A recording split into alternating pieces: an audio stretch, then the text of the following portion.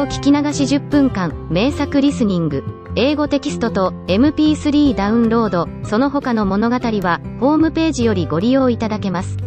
88thpp.com 88thpp.com Beauty and the Beast. Once upon a time, in a very far-off country, there lived a merchant who had been so fortunate in all his undertakings that he was enormously rich. As he had, however, 6 sons and 6 daughters, he found that his money was not too much to let them all have everything they fancied, as they were accustomed to do. But one day a most unexpected misfortune befell them. Their house caught fire and was speedily burnt to the ground, with all the splendid furniture, the books, pictures, gold, silver, and precious goods it contained, and this was only the beginning of their troubles. Their father, who had until this moment prospered in all ways, suddenly lost every ship he had upon the sea, either by dint of pirates, shipwreck, or fire. Then he heard that his clerks in distant countries, whom he trusted entirely, had proved unfaithful, and at last from great wealth he fell into the direst poverty. All that he had left was a little house in a desolate place at least 100 leagues from the town in which he had lived, and to this he was forced to retreat with his children, who were in despair at the idea of leading such a different life. Indeed, the daughters at first hoped that their friends, who had been so numerous while they were rich, would insist on their staying in their houses now they no longer possessed one.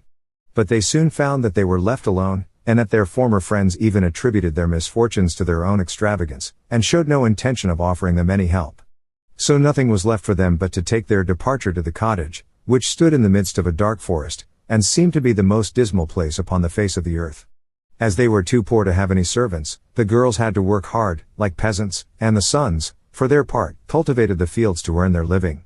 Roughly clothed, and living in the simplest way, the girls regretted unceasingly the luxuries and amusements of their former life. Only the youngest tried to be brave and cheerful. She had been as sad as anyone when misfortune overtook her father, but, soon recovering her natural gaiety, she set to work to make the best of things, to amuse her father and brothers as well as she could, and to try to persuade her sisters to join her in dancing and singing. But they would do nothing of the sort, and, because she was not as doleful as themselves, they declared that this miserable life was all she was fit for. But she was really far prettier and cleverer than they were. Indeed, she was so lovely that she was always called Beauty. After 2 years, when they were all beginning to get used to their new life, something happened to disturb their tranquility. Their father received the news that one of his ships, which he had believed to be lost, had come safely into port with a rich cargo. All the sons and daughters at once thought that their poverty was at an end, and wanted to set out directly for the town. But their father, who was more prudent, begged them to wait a little, and, though it was harvest time, and he could ill be spared, determined to go himself first, to make inquiries. Only the youngest daughter had any doubt but that they would soon again be as rich as they were before, or at least rich enough to live comfortably in some town where they would find amusement and gay companions once more. So they all loaded their father with commissions for jewels and dresses which it would have taken a fortune to buy. Only Beauty, feeling sure that it was of no use, did not ask for anything. Her father, noticing her silence, said, "And what shall I bring for you, Beauty?" "The only thing I wish for is to see you come home safely," she answered. But this only vexed her sisters, who fancied she was blaming them for having asked for such costly things. Her father, however, was pleased, that as he thought that at her age she certainly ought to like pretty presents, he told her to choose something. "Well, dear father," she said, "as you insist upon it, I beg that you will bring me a rose. I have not seen one since we came here, and I love them so much." So the merchant set out and reached the town as quickly as possible, but only to find that his former companions, believing him to be dead, had divided between them the goods which the ship had brought, and after 6 months of trouble and expense he found himself as poor as when he started, having been able to recover only just enough to pay the cost of his journey.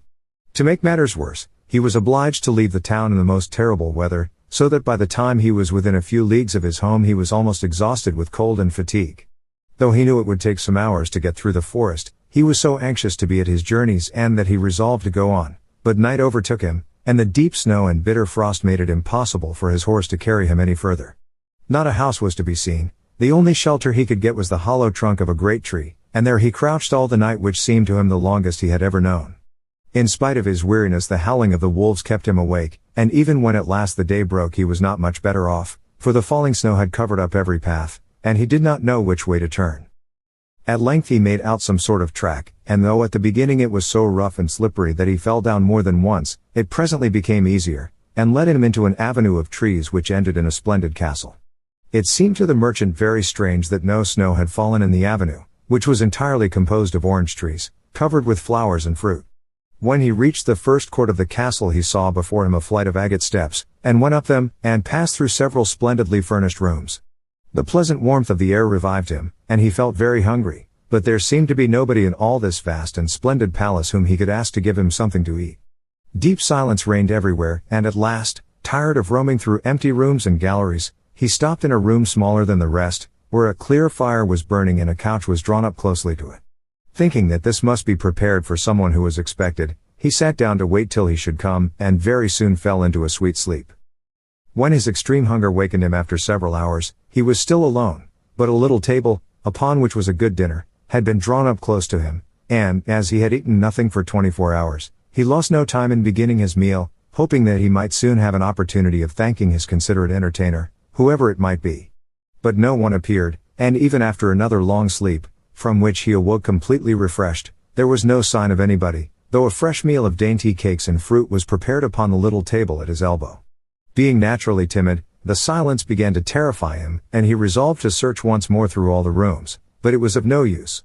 Not even a servant was to be seen, there was no sign of life in the palace. He began to wonder what he should do, and to amuse himself by pretending that all the treasures he saw were his own, and considering how he would divide them among his children. Then he went down into the garden, and though it was winter everywhere else, here the sun shone, and the birds sang, and the flowers bloomed, and the air was soft and sweet. The merchant, in ecstasies with all he saw and heard, said to himself, "All this must be meant for me. I will go this minute and bring my children to share all these delights." In spite of being so cold and weary when he reached the castle, he had taken his horse to the stable and fed it.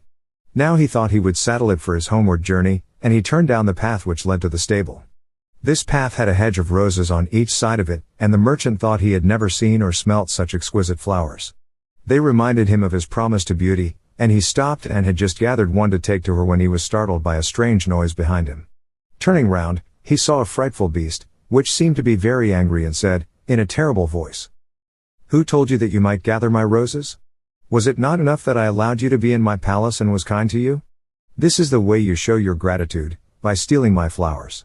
But your insolence shall not go unpunished." The merchant, terrified by these furious words, dropped the fatal rose, and, throwing himself on his knees, cried, "Pardon me, noble sir. I am truly grateful to you for your hospitality, which was so magnificent that I could not imagine that you would be offended by my taking such a little thing as a rose." But the beast's anger was not lessened by this speech. "You are very ready with excuses and flattery," he cried, "but that will not save you from the death you deserve." "Alas," thought the merchant, "if my daughter could only know what danger her rose has brought me into." And in despair he began to tell the beast all his misfortunes, and the reason of his journey, not forgetting to mention Beauty's request. "A king's ransom would hardly have procured all that my other daughters asked," he said, "but I thought that I might at least take Beauty her rose. I beg you to forgive me, for you see I meant no harm." The beast considered for a moment, and then he said, in a less furious tone, "I will forgive you on one condition, that is, that you will give me one of your daughters." "Ah," cried the merchant, "if I were cruel enough to buy my own life at the expense of one of my children's, what excuse could I invent to bring her here?" "No excuse would be necessary," answered the beast. "If she comes at all, she must come willingly. On no other condition will I have her. See if any one of them is courageous enough, and loves you well enough to come and save your life. You seem to be an honest man, so I will trust you to go home. I give you a month to see if either of your daughters will come back with you and stay here, to let you go free. If neither of them is willing, you must come alone, after bidding them goodbye forever, for then you will belong to me. And do not imagine that you can hide from me, for if you fail to keep your word I will come and fetch you," added the beast grimly. The merchant accepted this proposal, though he did not really think any of his daughters could be persuaded to come. He promised to return at the time appointed, and then, anxious to escape from the presence of the beast, he asked permission to set off at once. But the beast answered that he could not go until next day. "Then you will find a horse ready for you," he said. "Now go and eat your supper, and await my orders." The poor merchant, more dead than alive, went back to his room, where the most delicious supper was already served on the little table which was drawn up before a blazing fire. But he was too terrified to eat, and only tasted a few of the dishes, for fear the beast should be angry if he did not obey his orders. When he had finished he heard a great noise in the next room, which he knew meant that the beast was coming. As he could do nothing to escape his visit, the only thing that remained was to seem as little afraid as possible. So when the beast appeared and asked roughly if he had supped well, the merchant answered humbly that he had, thanks to his host's kindness.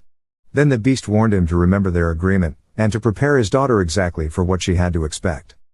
Do not get up tomorrow, he added, until you see the sun and hear a golden bell ring. Then you will find your breakfast waiting for you here, and the horse you are to ride will be ready in the courtyard. He will also bring you back again when you come with your daughter a month hence. Farewell. Take a rose to Beauty, and remember your promise.